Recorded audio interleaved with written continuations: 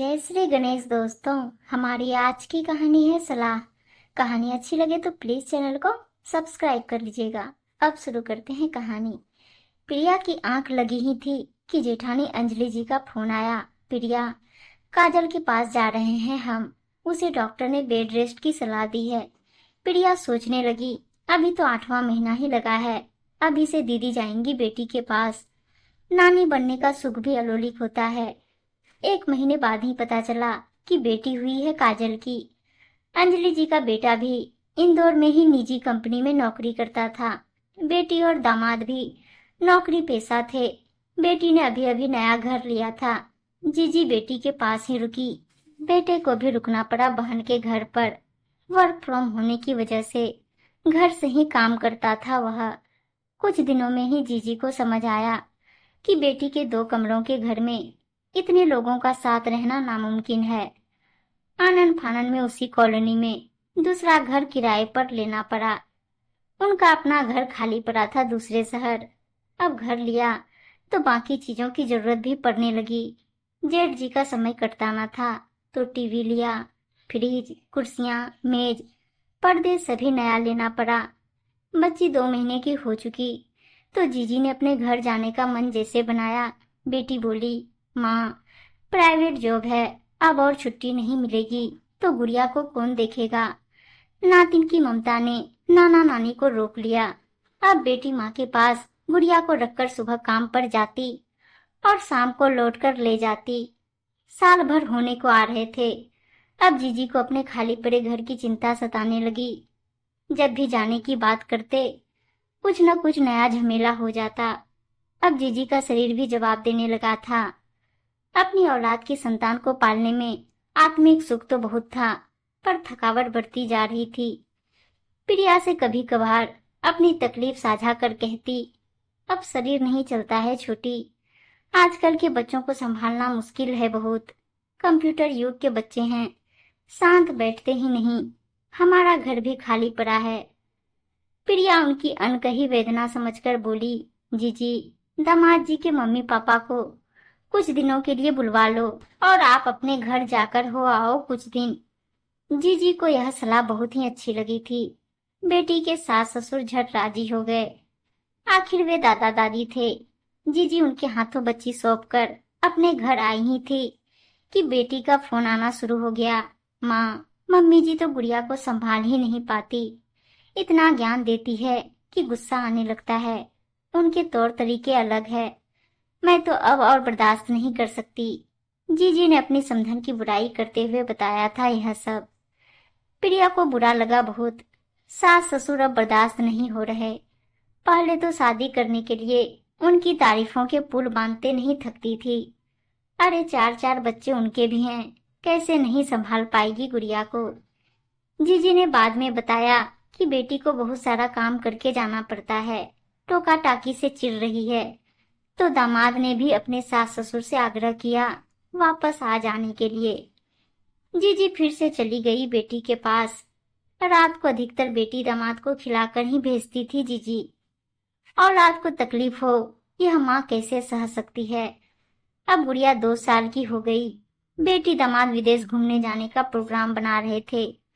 बेटी पापा से बोली, इस बार आप दोनों की शादी की वर्षगांठ हम बाहर मनाएंगे।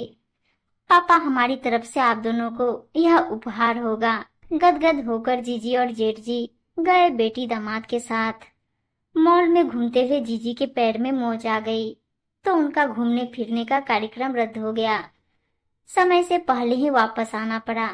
पैर में मोच आने की खबर सुनकर प्रिया ने इतवार देखकर जीजी को फोन लगाया।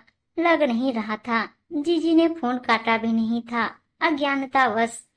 तभी प्रिया को वास्तविकता का पता चल पाया। बेटी माँ पर किसी बात से चिल्लाते हुए बोल रही थी, माँ, जितनी तुम्हारी उम्र नहीं हुई उससे ज्यादा बूढ़ी होने लगी हो तुम। पापा को देखो, अभी भी कितने चुस्त दुरुस्त हैं। तुम वजन भी कम नहीं करती और घुटनों के दर्द का रोना भी बंद नहीं होता। बाहर जाकर भी हम घूम नहीं पाए तुम्हारी लापरवाही की वजह से। अपनी बेटी के लिए काम नहीं कर पा रही तो बहू के साथ कैसे निभाओगी। 2 बज रहे हैं, अभी तक खाना भी नहीं बनाया तुमने। इससे अच्छी तो मेरी सास थी। भले ज्यादा कुछ नहीं बनाती थी, पर समय से बना लिया करती थी। तुम गुड़िया को कितने दिनों से पार्क भी नहीं ले गई। इससे ज्यादा सुनने की हिम्मत अब नहीं थी प्रिया के पास। फोन काटने से पहले जानबूझकर जीजी से कहा, बाद में करती हूँ फोन। बेटे बेटी को जब बताया तो वो बोले, माँ आपको ऐसे नहीं सुनना चाहिए था उनकी बातें।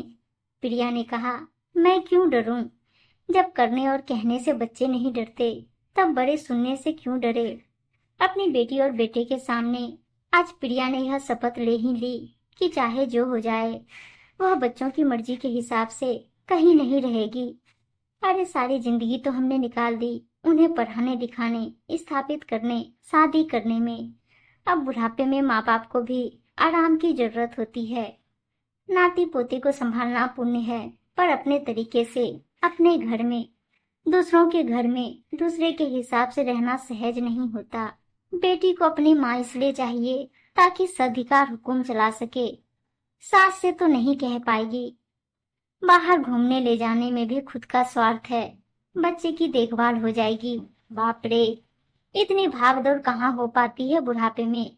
प्रिया ने साफ साफ कह ही दिया, देखो यह सच है कि मैं और तुम्हारे पापा ज्यादा कहीं घूमने नहीं जा पाए, मजबूरियों की वजह से। पर हमें टूर का उपहार देने की जरूरत नहीं। हमें तुमसे किसी उपहार की जरूरत नहीं, बस सम्मान और सुरक्षा चाहिए। इस्तेमाल हमने कभी नहीं किया रिश्तों का, तो यही उम्मीद भी करेंगे कि हमें भी इस्तेमाल मत करना। हम दोनों लड़ झगड़ कर साथ में खुश रह लेंगे अपनी शर्तों पर। हम पर अपनी मर्जी मत थोपना कभी। मैं सह नहीं पाऊंगी। मुझे इस बात का संतोष हमेशा रहेगा कि मैं अच्छी बेटी, बहन, भाभी, बहू और माँ बनी। अगर अच्छी दादी या नानी नहीं बन पाई तो कोई अफसोस न होगा। प्रिया बोलते हुए रोने लगी थी। बेटी घबराकर तुरंत बोली, मम्मी चुप हो जाओ ना, मैं कभी तुम्हें नहीं बुलाऊंगी अपने बच्चे की देखभाल करने। तुम अपनी खुशी से आना बस।